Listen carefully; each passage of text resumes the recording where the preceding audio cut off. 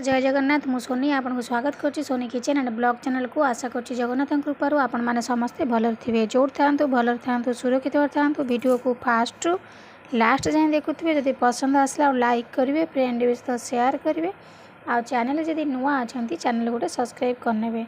तो डेरी नक चलते स्टार्ट करवा। आज टिप्स अच्छी आपणकर फेस को लेकिन ये रेमेडी आपण हाथ और पाद में टैनिंग पड़ जाते लगे पारे।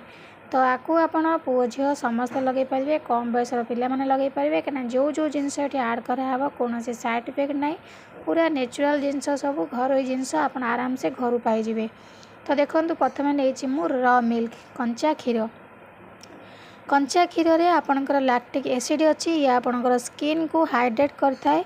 कंचा क्षीर रे आपणकर एंटी इन्फ्लेमेटरी प्रॉपर्टी अच्छी जोटा कि आपणकर फेस रू जो डार्क स्पॉट, रिंकल्स, झाइया, पिगमेंटेशन आपको सब दूर कर आपणकर फेस को पूरा मॉइस्चर रखिवो आउ सॉफ्ट रखिवो, स्किन को ग्लो करने हेल्प करिवो। ता सहित आपणकर क्षीर रे विटामिन्स एंड मिनरल्स अच्छी जोटा कि आपणकर स्किन रे टोनर भली काम करता है। स्किन टेक्सचर को पूरा चेंज करदेव, स्किन को पूरा ब्राइट करने हेल्प करता है कंचा क्षीर। तो कंचा क्षीर रे बहुत किसी फायदा अच्छी। आपन खाली कॉटन साहाय्य कंचा क्षीर रे बुड़े यदि मुँह को पोछि नेबे देखिए आपण मुहरु केते कला बाहरी आसीबो, माने जेते पुराना जमी थिबा मैला ए कंचा क्षीर द्वारा आपणकर मुहरु सबू बाहरी आसीबो। ता सहित आपणकर फेस को इंस्टेंट ग्लो करवा आरंभ करिवो। ता सहित आपणकर फेस को पूरा मॉइस्चर आउ सॉफ्ट रखिवो, स्किन को ग्लो करने हेल्प करिवो। तो ये जाने आप र मिल्क विषय बहुत किसी जाने। तापर देखो ये आम नेक्स्ट जिनस नहीं जावा ग्राम फ्लोर।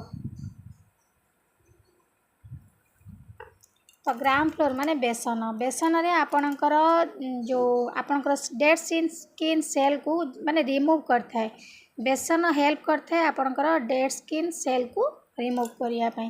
ता सहित एथिरे आपणकर एंटी बैक्टेरियल प्रॉपर्टी अच्छी, एंटी इन्फ्लेमेटरी प्रॉपर्टी अच्छी जोटा कि आपणकर फेस रे एक्ने को दूर करता है, स्किन माने फेस रो बैक्टेरिया को मारिबो। याकू आपण डेली फेस पैक भावे यूज करें। बेसन फेस पैक आपणकर फेस पई बहुत किछि लाभदायक। आपको आपण डेली यूज कले भी आपणकर फेस रे कौनसी खराब प्रभाव पकेबो नाही। तो ये आपणकर स्किन टेक्सचर को पूरा चेंज करदेव, स्किन रे पूरा टोनर भली काम करिवो, स्किन रे डेड स्किन सेल को रिमूव करिवो। Anti inflammatory property, anti bacterial property अच्छी आपणकर ग्राम फ्लोर रे डेड स्किन सेल को रिमूव करिवो, ता सहित स्किन को स्मूथ करिवो। तो बहुत किछि गुण अच्छी, ब्राइट करने हेल्प करिवो, स्किन रे टोनर भली मध्य काम करिवो। तो ये आप जानले ग्राम फ्लोर विषय बेसन विषय। तापर नेक्स्ट जिनस नहीं जो वीडियो को बिल्कुल भी स्किप करंतनी, फास्ट टू लास्ट जाए देखंतु, नले स्किप कले जानि परिबेनी कना एठी अलग जिनस हमर पकेबार अच्छी।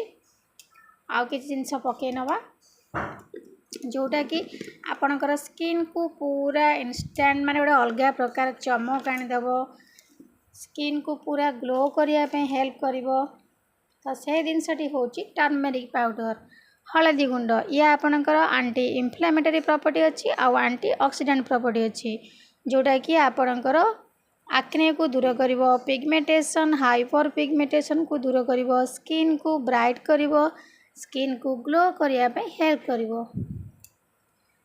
तो देखो आपको आप डेली फेस पैक भाव यूज करेंगे। अधिक शीत दिन जब होता है विंटर सीजन तो ये किसी ऑयली जिनस आप नहीं पारे कहीं स्किन बहुत ड्राई होता है। ये मिल्क नहीं, मिल्क आपंकर ऑयली रॉइस्चर रहा स्किन पे बहुत भल काम करिवो। किंतु सीजन आउ 2 टोपा आप विटामिन ई कैप्सूल नले कोकोनट ऑयल नहीं पारे। तो ये 3टा जाक जिनस को ये आम भल भाव में मिसई नवा, पूरा भल से मिसई नियंतु।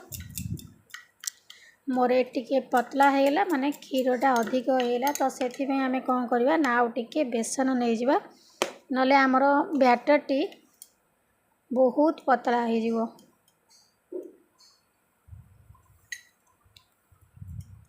देखो ये मुझे बेसन नहीं गली ताको भल से मिसई नवा, पूरा भल से मिसई नियंतु। याको आप गाधे जावा टाइम रे मध्य डेली आपणकर फेस जदि लगे बहुत भल, आपण को फेस वाश लगेगा को पड़ोनी।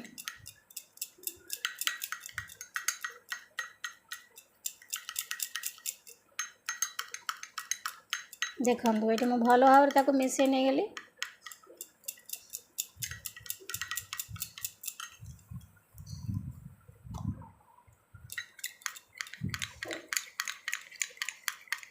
तो मिसई सारा पर आपण ताको कौन करेंगे ना आपणकर फेस को भल भाव धोई ने कौन मेकअप रखिकी आपणकर फेस रे आपको लगे ना कहीं मेकअप रखी लगे आपणकर स्किन रे साइड इफेक्ट पड़ पारे ना जेहेतु आपड़ केते भाया क्रीम सब फेस क्रीम मुहर लगे तो देखो ये नेचुरल रेमेडी आप डेली लगे आपको फेसियल होगा पड़ोनी मार्केट माने पार्लर रे जाएंगे कि कौन मेकअप ये जिनस जाकि लगे पड़ोनी तो ये देखो हाथ को मुझे लगे देखे नौ हाथ में तो आप भाव में आपण मुँह को भल धोई ने ना कंचा क्षीर साहाय्य गोटे कटन साहाय्य मुँह को पोछि ने भल भाव में पोछिकी आप मेकअप छड़ेकी या लगे ने लगे सारापर एमती हल्का हल्का टी मसाज कर दिंतु तो सुखापी छाड़ी दिंतु सुखी सारापर आपणकर फेस को धोई ने देखिए आपणकर फेस केते सुंदर भाव में ग्लो करवा आरंभ हो माने गोटे थर रे आप जानीपर केते सुंदर आपणकर फेस देखा जाउची।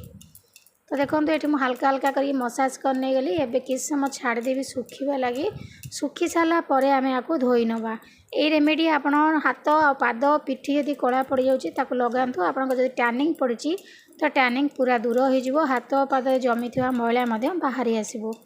तो ये आम रेस्ट माने अध घंटा छाड़देवा तापर आपको धोई देखे ने एबे देखो अध घंटा पर मो हाथ को धोई नहीं धोई सारापर पूरा इंस्टेंट ग्लो करुच्ची तो यही भाव में आपणकर फेस रे लगातु हाथ पाद लगातु देखिए आपणकर फेस चमक केते सुंदर भाव में ग्लो करुच्ची। तो आशा करुच्ची आज वीडियो आपको पसंद आसो जब पसंद आसो लाइक करेंगे फ्रेंड सहित शेयर करेंगे आउ चैनल जब नुआ अच्छा चैनल गोटे सब्सक्राइब करने। तो आज मुझे विदाय नौ पुणी देखा आपन सहित नेक्स्ट वीडियो से पर्यंत रोचे नमस्कार जय जगन्नाथ।